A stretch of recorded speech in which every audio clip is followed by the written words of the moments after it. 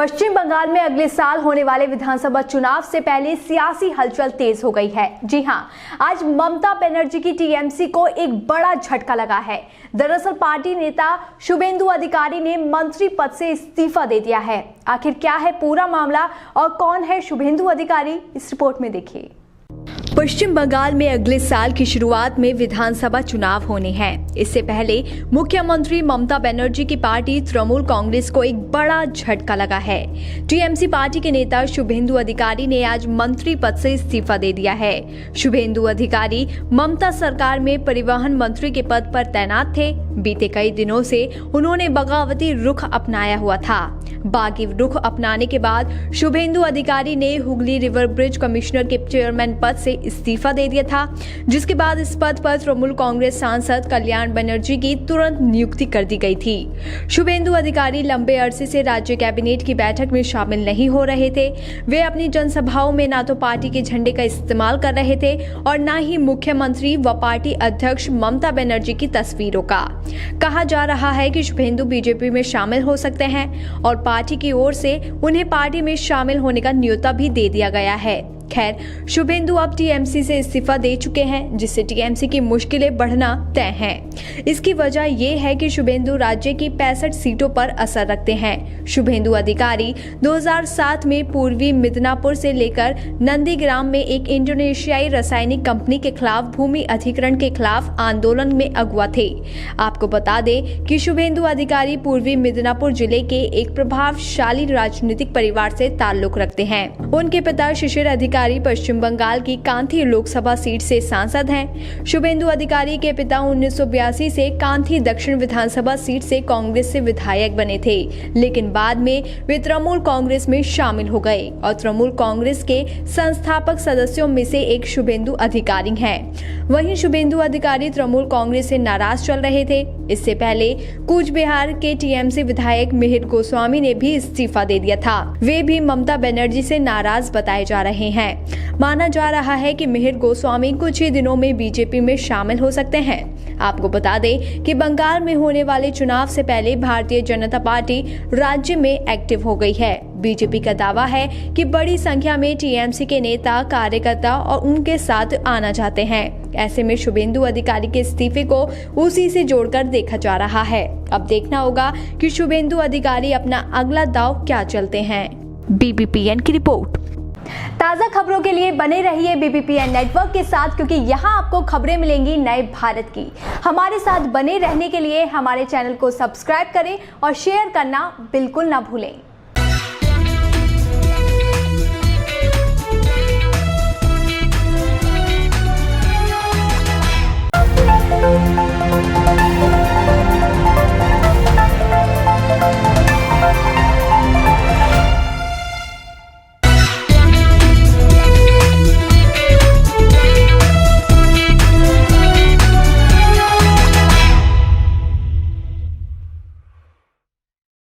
मसाला king के नाम से मशहूर और मसालों की दिग्गज कंपनी एमडीएच के मालिक महाशय धर्मपाल गुलाटी का आज 98 साल की उम्र में देहांत हो गया है।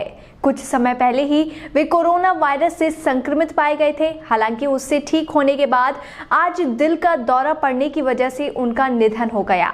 पिछले साल उन्हें पद्म भूषण से भी सम्मानित किया गया था। एक रिपोर्ट देखिए। देश की दिग्गज मसाला कंपनी महाशय दी हट्टी के मालिक महाशय धर्मपाल जी का आज निधन हो गया है। आज सुबह 5:38 पर उन्होंने अंतिम सांस ली है और वो 98 साल के थे। कोरोना से ठीक होने के बाद हार्ट अटैक से उनका निधन हुआ है। व्यापार और उद्योग में उल्लेखनीय योगदान देने के लिए पिछले साल उन्हें राष्ट्रपति रामनाथ कोविंद ने पद्म भूषण से नवाजा था। महाशय दी हट्टी के मालिक धर्मपाल गुलाटी परिवार सहित 1997 में देश के विभाजन के बाद पाकिस्तान से भारत चले आए और दिल्ली में आकर तांगा चलाना शुरू कर दिया। भारत आने के समय उनके पास 1500 रुपए ही बचे थे, जिससे उन्होंने 650 रुपए में घोड़ा और तांगा खरीदकर रेलवे स्टेशन पर चलाना शुरू किया।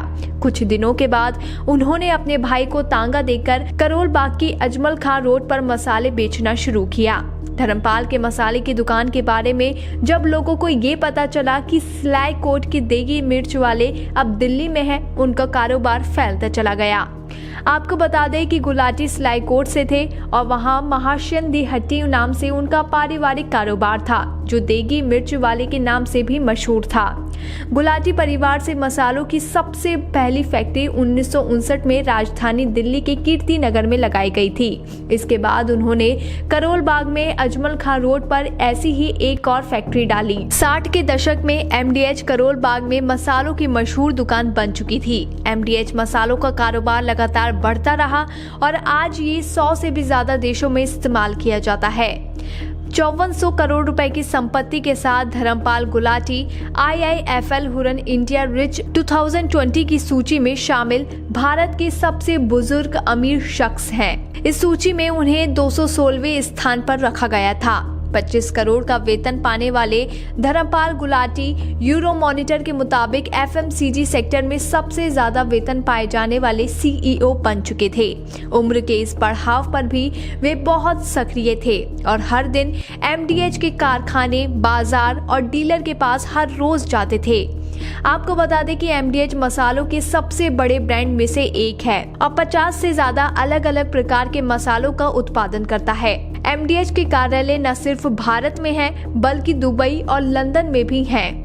MDH के 60 से ज्यादा उत्पाद बाजार में उपलब्ध हैं, लेकिन सबसे ज्यादा बिक्री देगी मिर्च, चाट मसाला और चना मसाला की होती है। इसके अलावा MDH सामाजिक कार्यों से भी दूर नहीं है। ये महाशय चुन्नी लाल चैरिटी ट्रस्ट का संचालन करता है, जो 250 बिस्तरों का एक अस्पताल चलाता है। इसके अलावा ये एक मोबाइल हॉस्पिटल का भी संचालन करता है, जो झुग्गी बस्तियों के लोगों को स्वास्थ्य सुविधाएं उपलब्ध कराता है। ये ट्रस्ट 4 स्कूल भी चलाता है और जरूरतमंद लोगों की आर्थिक सहायता भी करता है। BBPN की रिपोर्ट। ताज़ा खबरों के लिए बने रहिए BBPN नेटवर्क के साथ, क्योंकि यहाँ आपको खबरें मिलेंगी नए भारत की। हमारे साथ बने रहने के लिए हमारे चैनल को सब्सक्राइब करें और शेयर करना बिल्कुल ना भूलें।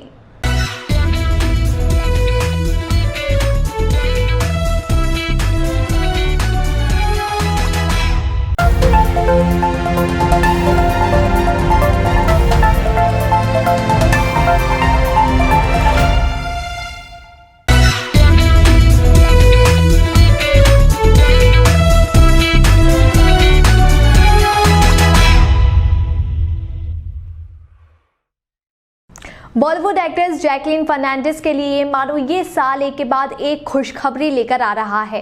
पहले ही 3 बड़ी मेगा बजट की फिल्मों में काम कर रही जैकलीन को अब एक और बड़ी फिल्म में शामिल होने का मौका मिला है। दरअसल साजिद नाडियाडवाला की एक्शन कॉमेडी बच्चन पांडे में जैकलीन ने अपनी जगह बना ली है। अक्षय कुमार, कृति सेनन, अरशद वारसी जैसे स्टार्स के बाद जैकलीन फर्नांडिस को भी फिल्म में शामिल कर लिया गया है। एक रिपोर्ट देखिए। साजिद नाडियाडवाला की एक्शन कॉमेडी बच्चन पांडे में अब एक और बॉलीवुड सुपरस्टार ने दस्तक दे दी है। अक्षय कुमार, कृति सेनन, अरशद वारसी जैसे कलाकारों के साथ अब जैकलीन फर्नांडिस भी फिल्म से जुड़ गई हैं। बच्चन पांडे 2014 की तमिल फिल्म वीरम की रीमेक है। खुद जैकलीन ने फिल्म से जुड़ने के बाद अपने सोशल मीडिया अकाउंट से दी है। फरहाद संजी द्वारा निर्देशित इस फिल्म में कृति सेनन को भी फीमेल लीड में कास्ट किया गया है। आपको बता दें कि जैकलीन ने सबसे पहले साजिद के साथ हाउसफुल में धन्नो गाना किया था। उनकी दोस्ती तभी से है। बच्चन पांडे उनकी एक साथ 8वीं फिल्म है। जैकलीन के फिल्म्स में जुड़ने के बाद फैंस एक बार फिर अक्षय के साथ उनके रीयूनियन का बेसब्री से इंतजार कर रहे हैं। शूट शेड्यूल के बारे में जानकारी के मुताबिक जैकलीन उनके साथ जनवरी में शूट शुरू करेंगी। हालांकि उनके किरदार पर ज्यादा जानकारी अभी सामने नहीं आई है, लेकिन जैकलीन का ये बिल्कुल अलग अवतार होगा, इस बात की जानकारी जरूर मिल गई है। जैकलीन ने हाल ही में अपनी आगामी फिल्म भूत पुलिस की शूटिंग पूरी की है, जबकि दूसरी फिल्म सर्कस, जिसमें वो रणवीर सिंह के साथ काम करेंगे, उसकी शूटिंग भी जल्द ही शुरू होने वाली है और अब वो बच्चन पांडे के लिए जल्द ही शूटिंग शुरू करेंगी, जिसके बाद जैकलीन फिर से नाडियाडवाला द्वारा निर्देशित सलमान खान और उनकी फिल्म किक 2 का रुख करेंगी। जैकलीन जनवरी के पहले हफ्ते से जैसलमेर में अक्षय, कृति और अरशद के साथ शूटिंग शुरू करेंगी। आपको बता दें कि फिल्म में अक्षय कुमार का किरदार बच्चन पांडे एक गैंगस्टर है जो अभिनेता बनने की इच्छा रखता है। इस बीच कृति सेनन एक पत्रकार की भूमिका निभाएंगी जो एक फिल्म निर्देशक बनने का सपना दिखती हैं। बच्चन पांडे के दोस्त की भूमिका निभाने के लिए अरशद वारसी को चुना गया है। अक्षय कुमार बच्चन पांडे के साथ साजिद नाडियाडवाला के साथ 10वीं फिल्म कर रहे हैं। अब देखना होगा कि इस फिल्म को लोगों का कितना प्यार मिलता है। BBPN की रिपोर्ट। ताज़ा खबरों के लिए बने रहिए BBPN नेटवर्क के साथ, क्योंकि यहाँ आपको खबरें मिलेंगी नए भारत की। हमारे साथ बने रहने के लिए हमारे चैनल को सब्सक्राइब करें और शेयर करना बिल्कुल ना भूलें।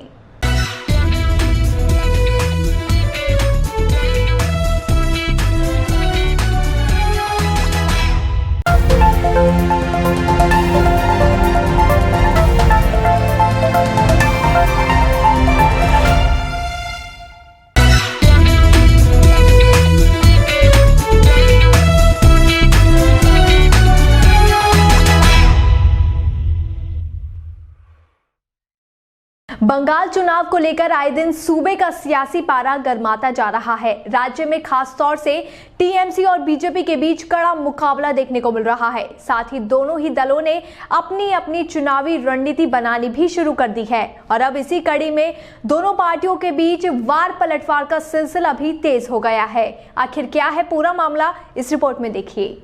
बंगाल चुनाव भले ही अगले साल होने वाले हैं, लेकिन अभी से सूबे में राजनीतिक माहौल बनना शुरू हो गया है। सत्ता पक्ष TMC और सबसे मजबूत विपक्षी पार्टी बनकर उभर रही बीजेपी में आर पार की लड़ाई शुरू हो गई है। बीजेपी और TMC दोनों ही दल राज्य में चुनाव जीतने और सरकार बनाने के लिए पुरजोर कोशिश कर रही हैं। इसी कड़ी में अब बीजेपी ने एक ऐसा दांव चल दिया है जिससे ममता सरकार की मुश्किलें बढ़ना तय हैं।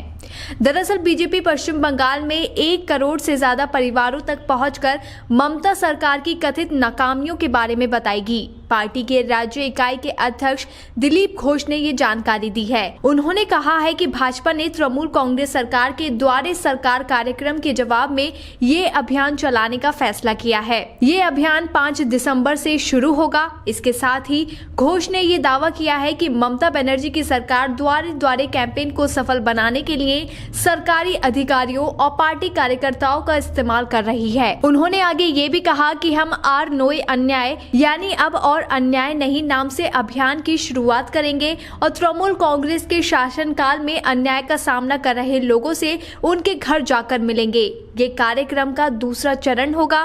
पहले चरण में बीजेपी कार्यकर्ता जून जुलाई में प्रधानमंत्री नरेंद्र मोदी का पत्र लेकर 1 करोड़ परिवारों के पास गए थे। इस पत्र में भाजपा नेतृत्व केंद्र सरकार की उपलब्धियों को रेखांकित किया गया था।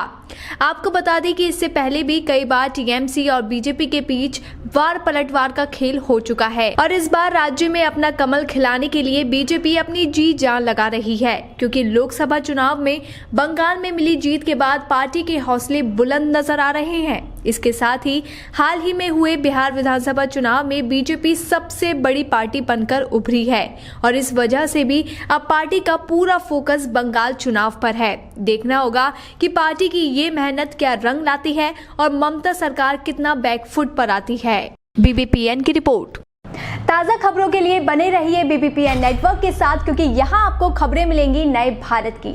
हमारे साथ बने रहने के लिए हमारे चैनल को सब्सक्राइब करें और शेयर करना बिल्कुल ना भूलें।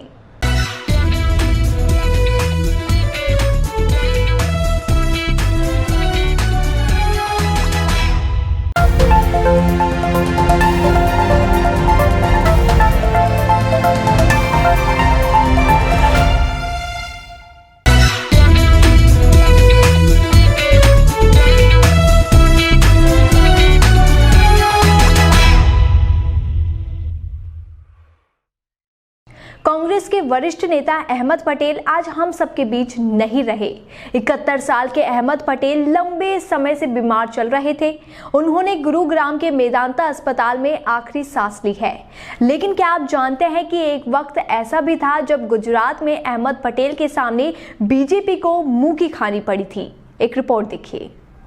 कांग्रेस के चाणक्य माने जाने वाले अहमद पटेल का आज निधन हो गया है। देश के बड़े राजनेताओं ने उनके निधन पर दुख व्यक्त किया है। अहमद पटेल ने कई बार अपनी सियासी सूझबूझ से विरोधियों को मात दी है, जिसका एक नजारा 2017 में गुजरात के राज्यसभा चुनाव में दिखा था। 2017 में हुए राज्यसभा चुनाव में कांग्रेस और भाजपा में कांटेदार जंग हुई थी। इस चुनाव में सीधा मुकाबला कांग्रेस के अहमद पटेल और बीजेपी के अमित शाह के बीच था, जो पूरी रात तक चलता रहा, लेकिन अंत में अहमद पटेल को जीत हासिल हुई। दरअसल साल 2017 में गुजरात में विधानसभा चुनाव के करीब ही राज्यसभा का चुनाव भी हुआ। प्रधानमंत्री नरेंद्र मोदी और तत्कालीन बीजेपी अध्यक्ष अमित शाह के दिल्ली की राजनीति में आने के बाद यहाँ पहला चुनाव था। ऐसे में हर किसी की निगाहें इस पर टिकी हुई थी। यहाँ 3 सीटों पर चुनाव हुआ था, जिसमें 2 पर भाजपा की जीत पक्की मानी जा रही थी और तीसरी पर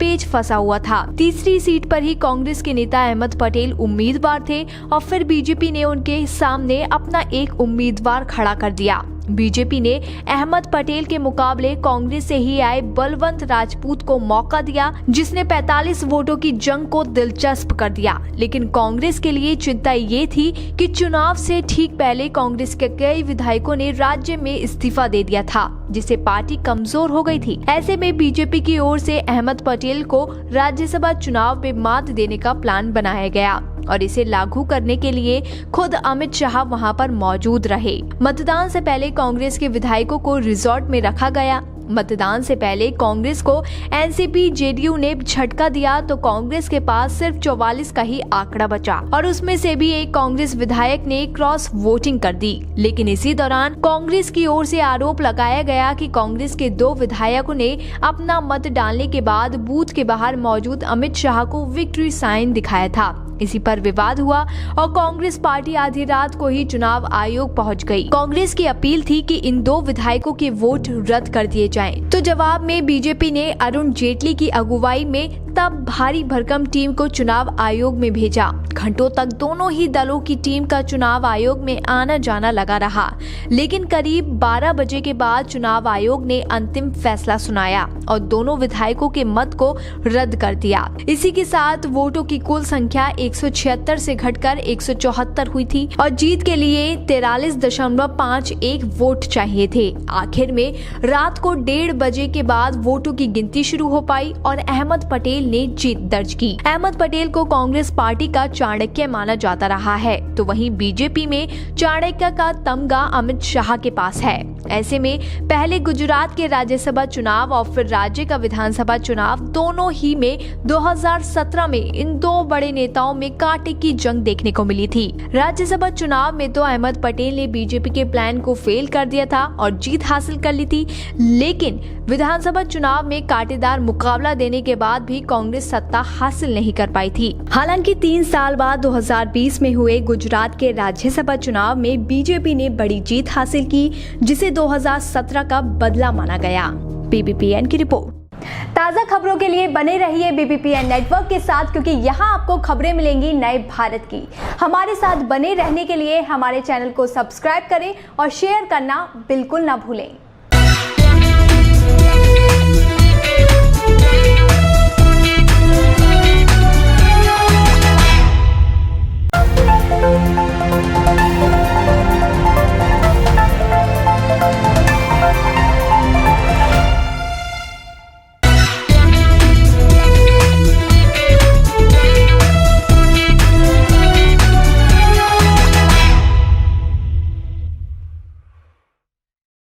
उत्तर प्रदेश कैबिनेट ने लव जिहाद पर अध्यादेश पास कर दिया है। बीते दिन कैबिनेट की बैठक में अध्यादेश पास किया गया। अध्यादेश के मुताबिक धोखे से धर्म बदलवाने पर 10 साल तक की सजा होगी। इसके अलावा धर्म परिवर्तन के लिए जिलाधिकारी को 2 महीने पहले सूचना देनी होगी। लेकिन खास बात यह है कि इस नए अध्यादेश में लव जिहाद का कहीं जिक्र तक नहीं है। तो क्या कुछ खास है इस अध्यादेश में, इस रिपोर्ट में देखिए। उत्तर प्रदेश मंत्रिमंडल ने लव जिहाद की घटनाओं को रोकने के लिए एक अध्यादेश को मंजूरी दे दी है। इसके तहत शादी के लिए छल कपट या बलपूर्वक धर्मांतरण कराए जाने पर अधिकतम 10 साल की सजा और जुर्माने का प्रावधान है।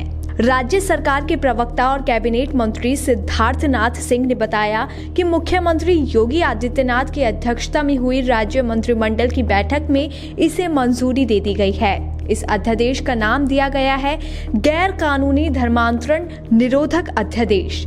इसमें लव जिहाद का जिक्र तो नहीं है, लेकिन सभी लोग इसे लव जिहाद के खिलाफ कानून बता रहे हैं। यहाँ तक कि मीडिया में भी ऐसा ही कुछ लिखा जा रहा है। लेकिन इस बीच सवाल ये उठता है कि जब लव जिहाद की समस्याएं जानने के बावजूद इसके नाम से इतना परहेज क्यों? खैर, यूपी के बाद अब मध्य प्रदेश, हरियाणा सरकार भी इस कानून को लाने की तैयारी कर रही है। अब आपको बताते हैं इस अध्यादेश से जुड़ी खास बातें। सामूहिक धर्म परिवर्तन के मामले में संबंधित सामाजिक संगठनों का पंजीकरण रद्द करके उनके खिलाफ सख्त कार्रवाई की जाएगी। कोई धर्मांतरण छल कपट जबरन या शादी के जरिए नहीं किया गया है। इसके सबूत देने की जिम्मेदारी धर्म परिवर्तन कराने वाले और करने वाले व्यक्ति पर होगी। अध्यादेश का उल्लंघन करने पर कम से कम 1 साल और अधिकतम 5 साल कैद व 15,000 रुपए के जुर्माने का प्रावधान किया गया है। नाबालिग लड़की, अनुसूचित जाति या अनुसूचित जनजाति की महिला के मामले में ये सजा 3 साल से 10 साल तक की कैद और 25,000 रुपए जुर्माने की होगी। इसके अलावा सामूहिक धर्म परिवर्तन के अंतर्गत अधिकतम 10 साल की कैद और 50,000 रुपए जुर्माने की सजा का प्रावधान किया गया है। अध्यादेश में धर्म परिवर्तन के इच्छुक लोगों को जिलाधिकारी के सामने एक निर्धारित प्रोफार्मा पर 2 महीने पहले इसकी सूचना देनी होगी। इजाजत मिलने पर वे धर्म परिवर्तन कर सकेंगे। इसका उल्लंघन करने पर 6 महीने से 3 साल तक की कैद और 10,000 रुपए जुर्माने की सजा तय की गई है। आपको बता दें कि अब नया कानून तो जरूर बन गया है, जिसने राजनीति को भी गरमा दिया है। खैर, अब अध्यादेश आ गया है और अभी इसे अदालत में भी चुनौती दी जाएगी। देखना होगा कि अगर ये मामला इलाहाबाद हाई कोर्ट की उसी डबल बेंच में जाता है जिसने धर्मांतरण को लेकर बड़ा फैसला दिया है, तो अदालत का रुख क्या रहता है। इस कानून के बाद बीजेपी के बाकी राज्य कितनी जल्दी अपने यहाँ ये कानून बनाते हैं, और सबसे खास बात ये है कि बंगाल विधानसभा चुनाव में इस कानून का बीजेपी को कितना फायदा मिलता है। बीबीपीएन की रिपोर्ट। ताज़ा खबरों के लिए बने रहिए बीबीपीएन नेटवर्क के साथ, क्योंकि यहाँ आपको खबरें मिलेंगी नए भारत की। हमारे साथ बने रहने के लिए हमारे चैनल को सब्सक्राइब करें और शेयर करना बिल्कुल ना भूलें।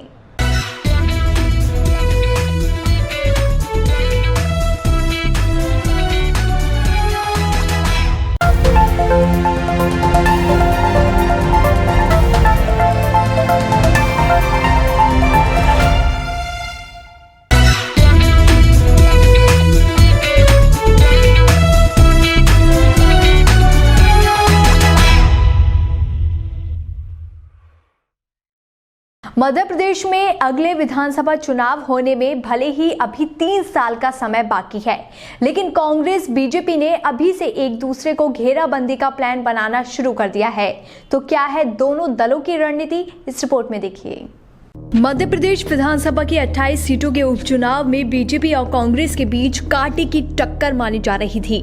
चुनाव में मतदाताओं ने अपना फैसला बीजेपी के पक्ष में रखा और राज्य में कमल खिल उठा। लेकिन उपचुनाव के बाद भी राज्य का सियासी पारा ठंडा होता नहीं दिख रहा है। दरअसल उपचुनाव खत्म हुए अभी 1 महीना भी नहीं हुआ है कि सूबे में अगले विधानसभा चुनाव को लेकर दोनों दलों ने तैयारी शुरू कर दी है। कांग्रेस और बीजेपी ने अभी से एक दूसरे को घेराबंदी का प्लान बनाना शुरू कर दिया है। 2023 में होने वाले विधानसभा चुनाव के लिए बीजेपी और कांग्रेस गोपनीय तरीके से एक दूसरे का गढ़ भेदने की प्लानिंग में जुट गई हैं। 28 सीटों के उपचुनाव में 19 सीटों पर कांग्रेस को शिकस्त देने के बाद बीजेपी ने मिशन 2023 के लिए कांग्रेस के अभेद किले को भेदने के लिए प्लान तैयार कर लिया है। आपको बता दें कि शिवराज की टीम बी को उन इलाकों की जिम्मेदारी सौंपी गई है जहां कांग्रेस लगातार जीत हासिल करती रही है। शिवराज की टीम बी कमलनाथ के गढ़ छिंदवाड़ा, बैतूल और दिग्विजय सिंह के राजगढ़ में सक्रियता बढ़ाकर कांग्रेस को घेरने की प्लानिंग में जुट गई है। हाल ही में शिवराज के करीबी पूर्व मंत्री रामपाल सिंह और प्रदेश के मंत्री प्रभुराम चौधरी ने कमलनाथ के प्रभाव वाले छिंदवाड़ा, बालाघाट, सिवनी सहित कई जिलों का दौरा कर बीजेपी के पक्ष में माहौल बनाना शुरू कर दिया है। तो दूसरी ओर कांग्रेस के गढ़ में शिवराज की बी टीम के सक्रिय होने के बाद कांग्रेस भी हरकत में आ गई है। पूर्व मंत्री पीसी शर्मा का कहना है कि कांग्रेस पार्टी ने सिंधिया के गढ़ में सेंध लगा दी है। 28 सीटों के उपचुनाव में ग्वालियर चंबल की कई सीटों पर कांग्रेस ने जीत हासिल की है और अब बीजेपी के गढ़ कांग्रेस के निशाने पर है। कमलनाथ की टीम सी गोपनीय तरीके से बीजेपी के अभेद किलों को गिराने का प्लान बना रही है। 2018 और उसके बाद 2020 में हुए उपचुनाव में बीजेपी और कांग्रेस के सामने सबसे बड़ी चुनौती अपना गढ़ बचाने की थी। अब 2023 के चुनाव में दोनों ही सियासी दल एक दूसरे के प्रभाव वाले इलाके में अपनी पैठ मजबूत करने की तैयारी में हैं। आगामी चुनाव में भले ही 3 साल का समय हो, लेकिन अभी से लॉन्ग टर्म प्लान के तहत बीजेपी और कांग्रेस एक दूसरे को कड़ी टक्कर देने की तैयारी कर रही है। बीबीपीएन की रिपोर्ट। ताज़ा खबरों के लिए बने रहिए बीबीपीएन नेटवर्क के साथ, क्योंकि यहाँ आपको खबरें मिलेंगी नए भारत की। हमारे साथ बने रहने के लिए हमारे चैनल को सब्सक्राइब करें और शेयर करना बिल्कुल ना भूलें।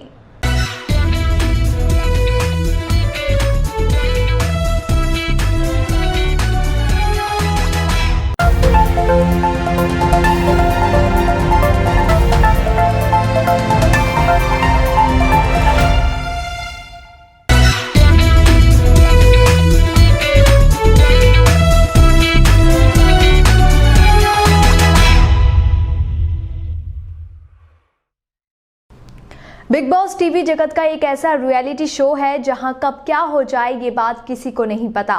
बिग बॉस का घर समय और ज़रूरत के साथ रंग बदलता है। बिग बॉस 14 में भी एक के बाद एक ट्विस्ट और टर्न्स लोगों को खूब एंटरटेन कर रहे हैं, तो दूसरी ओर सलमान खान वीकेंड के बाद में एंटरटेनमेंट का तड़का लगाते नजर आते हैं। कई बार सलमान खान अपने खुलासों की वजह से घर वालों को चौंका चुके हैं और इस बार वीकेंड के बाद में भी कुछ ऐसा ही नज़ारा देखने को मिलने वाला है।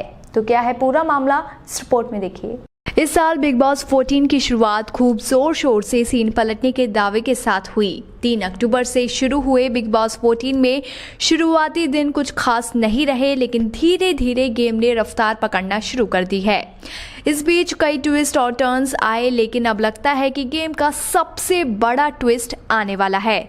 इस वीकेंड के बाद में सलमान खान एक बड़ा ऐलान करने वाले हैं। शो के होस्ट सलमान खान वीकेंड का वार में घर वालों को बताते हैं कि बिग बॉस का फिनाले वीक अगले हफ्ते होने वाला है। दरअसल शो के प्रोमो में सलमान खान घर वालों से पूछते हैं कि क्या आप लोग जानते हैं कि सीजन का फाइनल कब होने वाला है। इस पर निक्की तंबोली ने जनवरी 2021 जवाब दिया। फिर सलमान खान सभी को चौंकाते हुए बताते हैं कि बिग बॉस 14 का फाइनल अगले साल नहीं बल्कि अगले हफ्ते होने वाला है। फाइनल में सिर्फ 4 कंटेस्टेंट्स ही रहेंगे। प्रोमो में दिखाई गई ये घोषणा अब या तो सच है या तो कोई प्रैंक, ये तो शो के ऑन एयर होने पर ही पता चलेगा।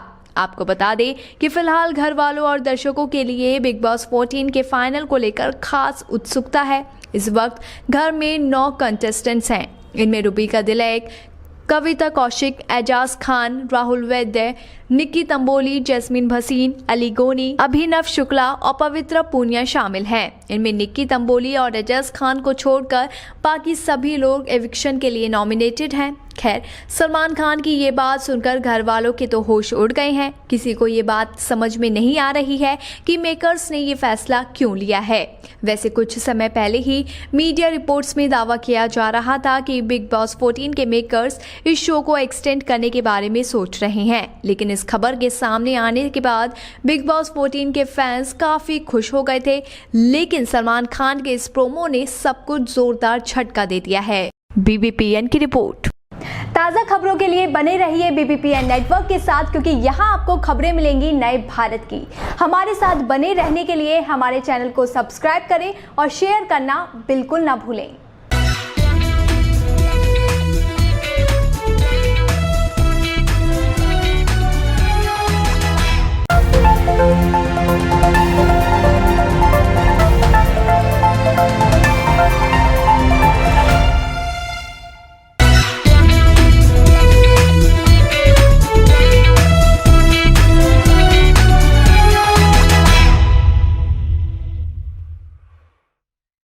आरएसएस के प्रमुख मोहन भागवत 4 दिसंबर से बिहार दौरे पर आ गए हैं। संघ प्रमुख मोहन भागवत बिहार के 2 दिवसीय दौरे पर हैं, जहां वो पटना में अखिल भारतीय कार्यकारी मंडल की बैठक में शामिल हुए। इसके साथ ही 2 दिवसीय दौरे के दौरान मोहन भागवत पटना में पूर्वांचल के राज्यों के भी संगठन की बैठक में शामिल होंगे। लेकिन इस बार की तरह हर बार मोहन भागवत का दौरा लालू की पार्टी यानी आरजेडी के लिए चर्चा का विषय बन जाता है। ऐसा हम क्यों कह रहे हैं, इस रिपोर्ट में देखिए।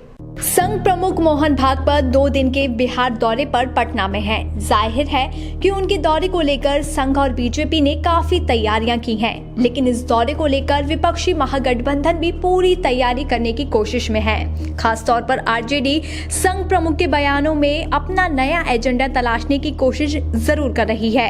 ऐसा इसलिए क्योंकि पहले भी आरजेडी को संघ प्रमुख मोहन भागवत के बयानों से संजीवनी मिली है। आपको बता दें कि 2015 विधानसभा चुनाव में नीतीश कुमार बीजेपी से अलग होकर आरजेडी के साथ महागठबंधन की नई नींव पर चुनाव लड़ रहे थे। उसी वक्त संघ प्रमुख मोहन भागवत ने एक बयान दिया था कि देश के हित में एक कमेटी बनाई जानी चाहिए जो आरक्षण पर समीक्षा कर ये बताए कि कौन से क्षेत्रों में और कितने समय के लिए आरक्षण दिए जाने की जरूरत है। और उस वक्त लालू प्रसाद यादव जमानत पर बाहर आए हुए थे। मौका था, दस्तूर भी था, लिहाजा लालू ने अपना मन बना लिया और लालू ने 2015 के बिहार विधानसभा चुनाव में पहली चुनावी प्रचार किया।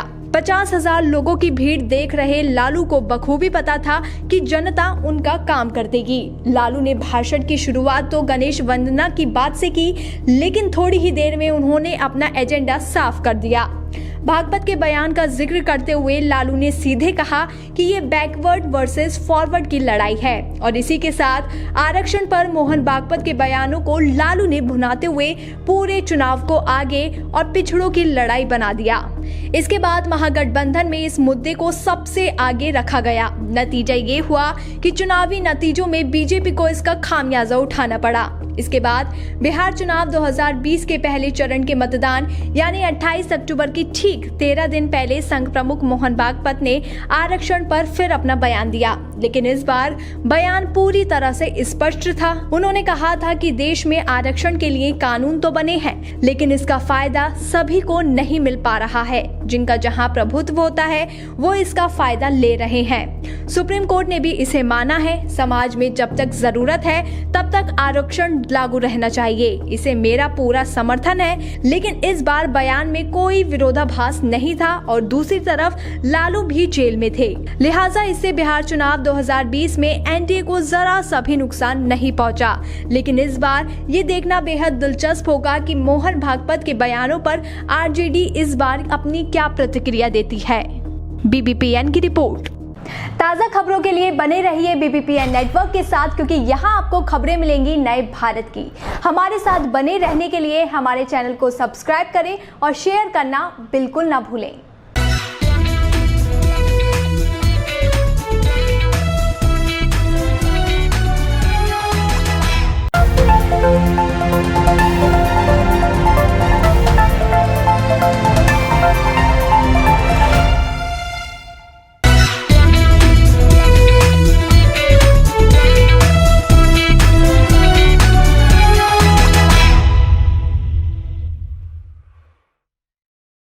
पश्चिम बंगाल विधानसभा चुनाव जैसे जैसे करीब आ रहा है, वैसे वैसे सभी राजनीतिक दल बंगाल में एक्टिव दिखाई दे रहे हैं। वहीं कई राजनीतिक हलचल भी देखने को मिल रही है। इस बीच मुख्यमंत्री ममता बनर्जी भी अपना पाला मजबूत करने में जुट चुकी हैं और ममता की नजर अब मथुआ समुदाय पर है। मथुआ वही समुदाय है जहां भारतीय जनता पार्टी पहले ही अपना दांव खेल चुकी है। इसी मथुआ समुदाय पर अब टीएमसी अपना दांव चलने वाली है। एक रिपोर्ट देखिए। पश्चिम बंगाल में अगले कुछ महीनों में होने वाले विधानसभा चुनाव को लेकर राजनीतिक सरगर्मियां तेज हो गई हैं। मुख्यमंत्री ममता बनर्जी अपने सियासी समीकरण को मजबूत करने में जुट गई हैं। ममता का सबसे ज्यादा जोर राज्य के मथुआ समुदाय पर है। इसे औपचारिक तौर पर ममता का समर्थन माना जाता है, लेकिन इस समुदाय को बीजेपी सीएए के जरिए अपने पाले में करने का दावा पहले ही खेल चुकी है। इस तरह बीजेपी और टीएमसी के बीच मथुआ समुदाय को लेकर शह मात का खेल जारी है। आपको बता दें कि मुख्यमंत्री ममता बनर्जी 4 दिसंबर को सभी जिलों के प्रमुख नेताओं के साथ वर्चुअल बैठक करेंगी और 7 दिसंबर को पश्चिम मेदिनीपुर में सभा करेंगी, जबकि 9 दिसंबर को मतुआ समुदाय के गढ़ नदिया जिले के ठाकुर नगर में सभा को संबोधित करेंगी। दरअसल पश्चिम बंगाल की राजनीति में मतुआ समुदाय काफी अहमियत रखता है। बंगाल में अनुसूचित जनजाति की आबादी का दूसरा सबसे बड़ा हिस्सा है। नदिया और उत्तर व दक्षिण 24 परगना जिले की 70 से ज्यादा विधानसभा सीटों पर मतुआ समुदाय की जबरदस्त पकड़ है। लेफ्ट को सत्ता से बाहर करने और ममता बनर्जी की सरकार बनवाने में मतुआ समुदाय की अहम भूमिका रही है, लेकिन अब इसे बीजेपी साधने में जुट गई है। यही वजह है कि ममता 9 दिसंबर को मतुआ समुदाय के गढ़ नदिया जिले के ठाकुर नगर में एक सभा को संबोधित करेंगी। आपको बता दें कि मतुआ समुदाय के लोग बांग्लादेश से आकर बंगाल में बसे हैं। वे नागरिकता संशोधन कानून की मांग करते रहे हैं। माना जाता है कि 2019 में इस समुदाय के वोटों के दम पर ही बीजेपी ने 24 परगना इलाके में अच्छी खासी सीटें जीती थी। ममता बनर्जी ने भी विधानसभा चुनाव के मद्देनजर पिछले दिनों 25,000 शरणार्थी परिवारों को भूमि के अधिकार प्रदान किए। तो दूसरी ओर साल 2010 में मतुआ माता वीणा पाणी देवी की नजदीकी ममता बनर्जी से बढ़ी। वीणा पाणी देवी ने 15 मार्च 2010 को ममता बनर्जी को मतुआ संप्रदाय का संरक्षक घोषित किया। इसे औपचारिक तौर पर ममता बनर्जी का राजनीतिक समर्थन माना गया। ममता की तृणमूल कांग्रेस को लेफ्ट के खिलाफ माहौल बनाने में मतुआ संप्रदाय का समर्थन मिला और 2011 में ममता बनर्जी पश्चिम बंगाल की चीफ मिनिस्टर बन गईं। उसके बाद साल 2014 में वीणा पाणी देवी के बड़े बेटे कपिल कृष्ण ठाकुर ने तृणमूल कांग्रेस के टिकट पर बलगाम लोकसभा सीट से चुनाव लड़ा और चुनाव जीत गए और वो बन गए सांसद। कपिल कृष्ण ठाकुर का 2015 में निधन हो गया। उसके बाद उनकी पत्नी ममता बाला ठाकुर ने ये सीट 2015 उपचुनावों में तृणमूल कांग्रेस के टिकट पर जीती। मतुआ माता के निधन के बाद परिवार में राजनीतिक बंटवारा खुलकर सामने आने लगा और उनके छोटे बेटे मंजुल कृष्ण ठाकुर ने बीजेपी का दामन थाम लिया। 2019 में मंजुल कृष्ण ठाकुर के बेटे शांतनु ठाकुर बीजेपी के टिकट पर बनगांव से सांसद बन गए। खैर, बीजेपी के बाद अब तृणमूल कांग्रेस ने भी मतुआ समुदाय को लेकर अपना दांव चल दिया है। देखना होगा कि ममता की रैली के बाद इस समुदाय का समर्थन किस पार्टी की ओर जाता है। BBPN की रिपोर्ट। ताज़ा खबरों के लिए बने रहिए BBPN नेटवर्क के साथ, क्योंकि यहाँ आपको खबरें मिलेंगी नए भारत की। हमारे साथ बने रहने के लिए हमारे चैनल को सब्सक्राइब करें और शेयर करना बिल्कुल ना भूलें।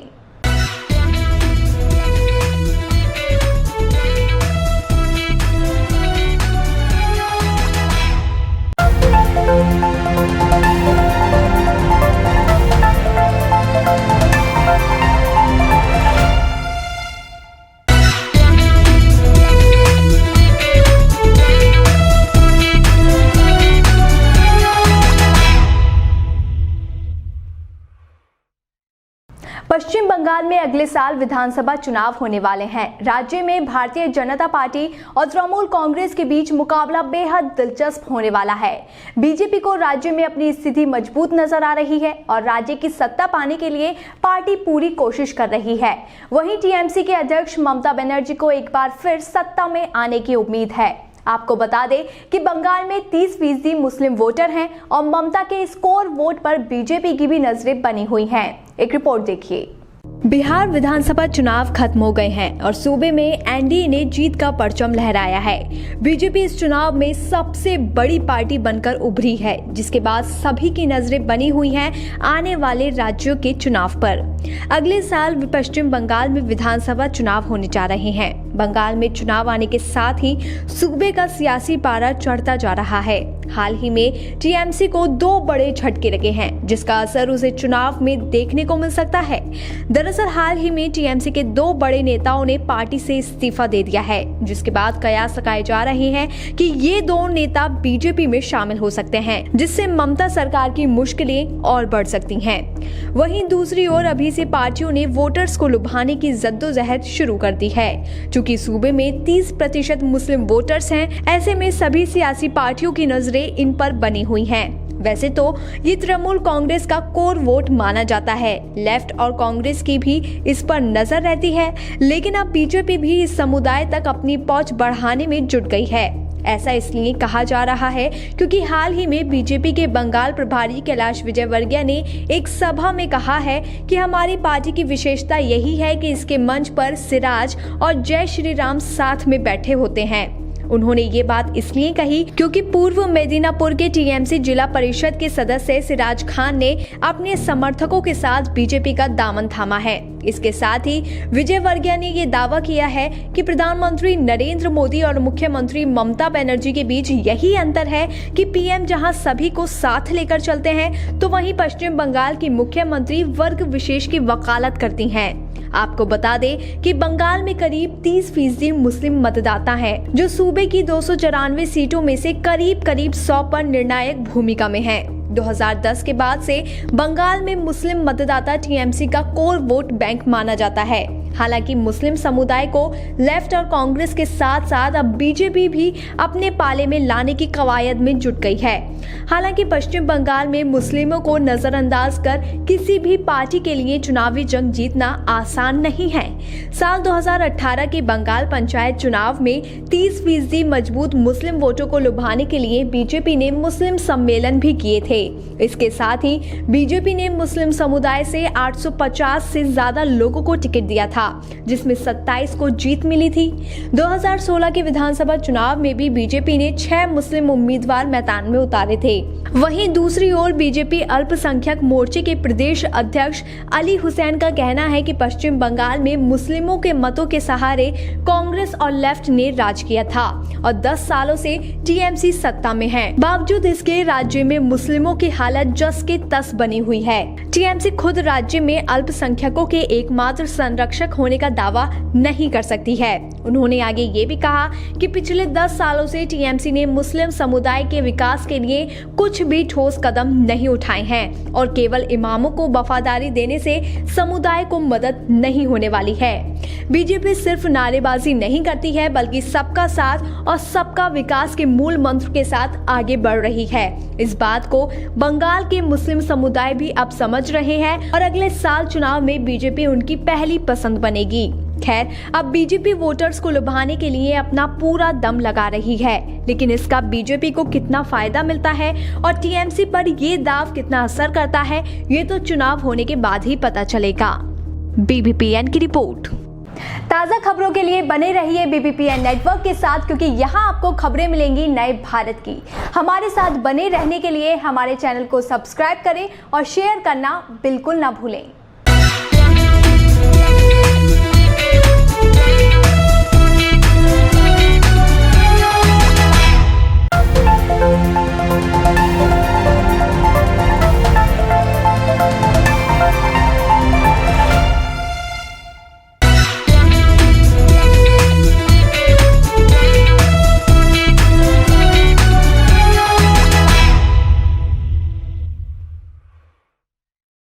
एक और राजधानी दिल्ली के प्रदूषण से हाल बेहाल हैं। तमाम नियम लागू करने के बाद भी प्रदूषण का स्तर कम होता नजर नहीं आ रहा है।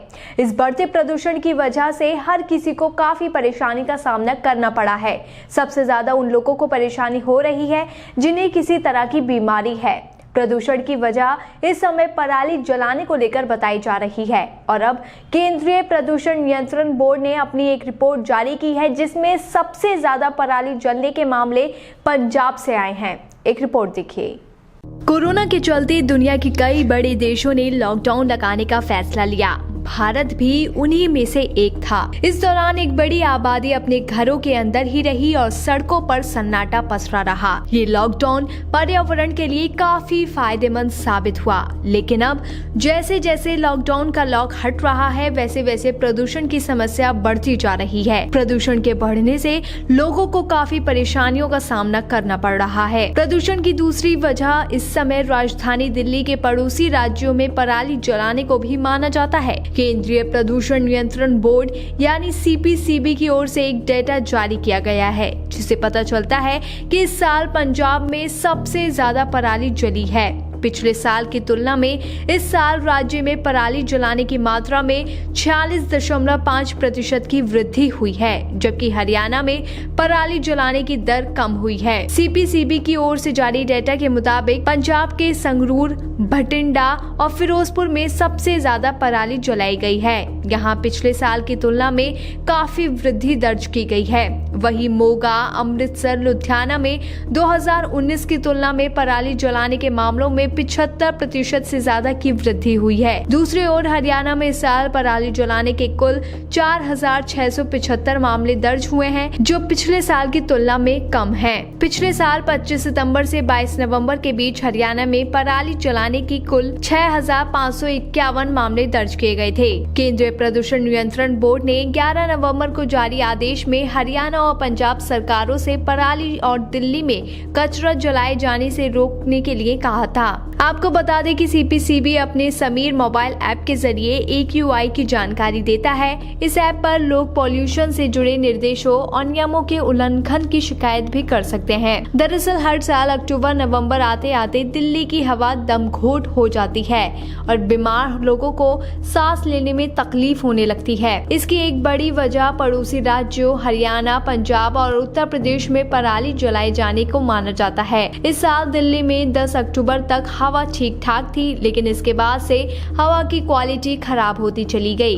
दिवाली के अगले दिन हवा की क्वालिटी सबसे खराब स्तर पर पहुंच गई। खैर, हर साल की ये समस्या लोगों के लिए चिंता का विषय बना हुआ है। दिल्ली सरकार अपनी ओर से प्रयास करती नजर आती है, लेकिन इन कोशिशों का कोई समाधान निकलता नजर नहीं आ रहा है।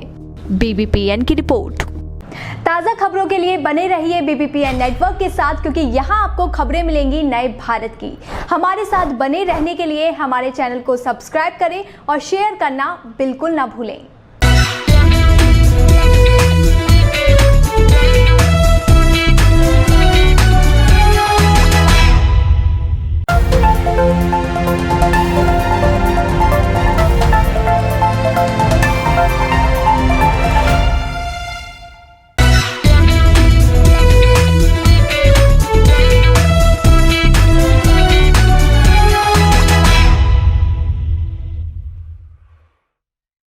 हर साल 3 दिसंबर आते ही भोपाल गैस त्रासदी की यादें ताज़ा हो जाती हैं। ये अब तक की वैश्विक औद्योगिक इतिहास की सबसे बड़ी दुर्घटना है। 2 और 3 दिसंबर की वो रात, जिसमें शहर के बीचों बीच बनी यूनियन कार्बाइड फैक्ट्री से निकली जहरीली गैस ने एक साथ हजारों लोगों को मौत के घाट सुला दिया। एक रिपोर्ट देखिए। साल 1984 में 2 और 3 दिसंबर की दरमियानी रात भोपाल स्थित अमेरिकी कंपनी यूनियन कार्बाइड के प्लांट के टैंक नंबर 610 से जहरीली मिथाइल आइसोनेट गैस का रिसाव हुआ। गैस का रिसाव उस वक्त हुआ जब पूरा भोपाल शहर गहरी नींद की आगोश में था। गैस की गंध से बेखबर भोपाल के लोग सर्द रात में रजाई के अंदर सो रहे थे, लेकिन इस बात से वे बिल्कुल अनजान थे कि ये उनकी आखिरी रात होगी। शोर से जब लोगों की नींद खुली, तब सभी लोग भोपाल की हवा में तैरती मौत से लड़ने की कोशिश कर रहे थे। तब तक भोपाल की हवा इतनी जहरीली हो गई थी कि 15,000 से ज्यादा लोग जिंदगी की जंग हार गए थे।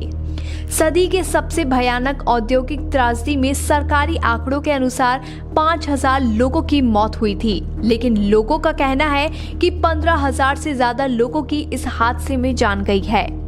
भोपाल गैस त्रासदी के लोग आज भी जिंदगी से जंग लड़ रहे हैं। वहीं अपनों को खोने वाले मुआवजे के लिए कानूनी लड़ाई लड़ रहे हैं। स्थानीय लोग बताते हैं कि रात 10 बजे के बाद फैक्ट्री में गैस का रिसाव शुरू हुआ था और 11 बजे के बाद लोगों को एहसास शुरू हो गया था। जानकारों की माने तो 3 दिसंबर की रात 12 बजे से कार्बाइड फैक्ट्री से रिसना शुरू हुई गैस से सुबह वॉल्व बंद किए जाने तक करीब 40 टन गैस का रिसाव हुआ था और इसका कारण ये था कि फैक्ट्री के टैंक नंबर 610 में जहरीली मिथाइल आइसोनेट गैस से पानी मिल गया था। इस घटना के बाद रासायनिक प्रक्रिया हुई और इसके परिणाम स्वरूप टैंक में दबाव बना और टैंक खुल गया और गैस वायुमंडल में फैलने लगी। वहीं दूसरी ओर जिन लोगों की जान बच गई थी, वो आज तक किसी न किसी घातक बीमारी से जूझकर तिल मिलाकर मर रहे हैं। कहने को तो साल 2020 में गैस कांड को 36 साल बीत चुके हैं, लेकिन जानकार कहते हैं कि उस घातक केमिकल का असर गैस पीड़ित की 3 पीढ़ियों में रहेगा। BBPN की रिपोर्ट। ताज़ा खबरों के लिए बने रहिए BBPN नेटवर्क के साथ, क्योंकि यहाँ आपको खबरें मिलेंगी नए भारत की। हमारे साथ बने रहने के लिए हमारे चैनल को सब्सक्राइब करें और शेयर करना बिल्कुल ना भूलें।